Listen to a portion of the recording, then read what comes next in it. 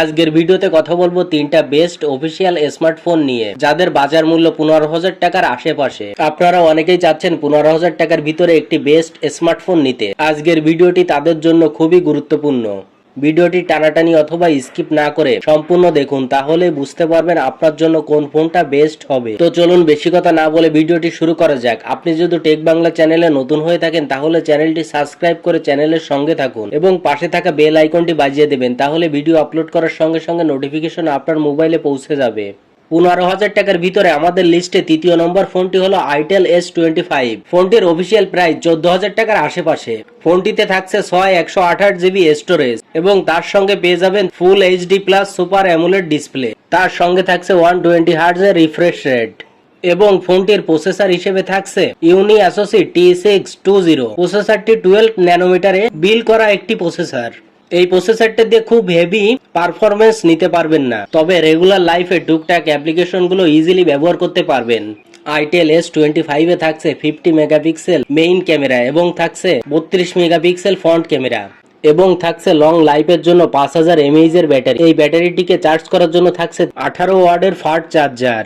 ফোনটিকে full charge করলে 1 থেকে 1.5 দিনের মতো ব্যাটারি ব্যাকআপ দিয়ে দিবে। তো সব মিলিয়ে বলবো এই বাজেটে 128 জিবি র্যাম রোম, ভালো ডিসপ্লে এবং ভালো ব্যাটারি ব্যাকআপ, এভারেজ সবকিছু মিলিয়ে সোশ্যাল মিডিয়া ইউজারদের জন্য এটা একটা ভালো চয়েস হতে পারে। এবার কথা বলবো আমাদের লিস্টে দ্বিতীয় নম্বর ফোনটি নিয়ে, টেকনো স্পার্ক 30C। যারা এই বাজেটের ভিতরে সুন্দর একটি স্মার্টফোন নিতে যাচ্ছেন এবং তার সঙ্গে মোটামুটি ভালো পারফরমেন্স এবং ওভারঅল সবকিছু ব্যালেন্স থাকতে হবে, তাদের জন্য এই স্মার্টফোনটি।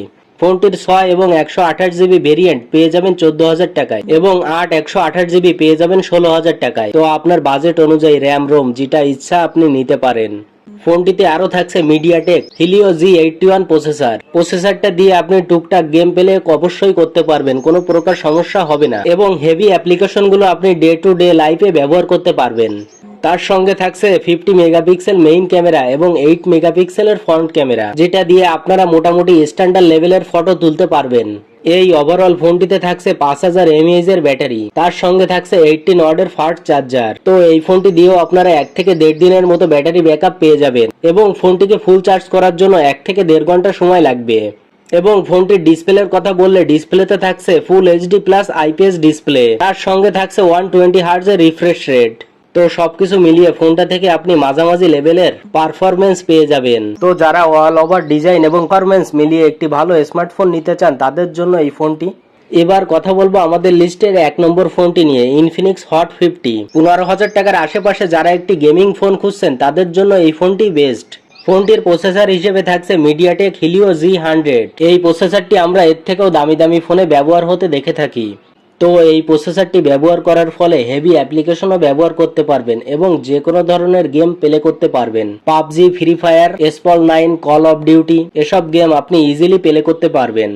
ফোনটির ডিসপ্লে হিসেবে থাকছে full HD plus IPS LCD প্যানেলের ডিসপ্লে, যার রিফ্রেশ রেট 120 হার্টজ এবং এই ডিসপ্লেতে পেয়ে যাবেন কর্নিং গরিলা গ্লাসের প্রোটেক্ট এবং ফোনটির ক্যামেরায় থাকছে 50 মেগাপিক্সেল মেইন ক্যামেরা এবং থাকছে 8 মেগাপিক্সেল ফ্রন্ট ক্যামেরা।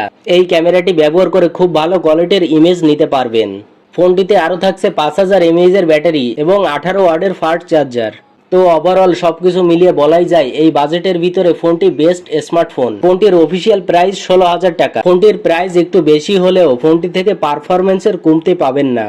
16,000 টাকায় ফোনটির 8 128 ভেরিয়েন্টে নিতে পারবেন। লুক, ডিজাইন, পারফরমেন্স সবকিছু মিলিয়ে এই ফোনটি 1 নম্বরেই থাকার যোগ্য। তো বাকি ফোনগুলোও কিন্তু খারাপ না। আপনাদের বাজেট এবং ফোনগুলোর পারফরমেন্স বিবেচনা করে আপনার যেটা পছন্দ সেটাই নিতে পারবেন। আজকের ভিডিওটি এই পর্যন্তই। আশা করি ভিডিওটি আপনাদের অনেক উপকারে আসবে। ভিডিওটি দেখে একটু উপকৃত হয়ে থাকলে চ্যানেলটি সাবস্ক্রাইব করে চ্যানেলের সঙ্গে থাকুন এবং ভিডিওটি লাইক, কমেন্ট, শেয়ার করে দিন।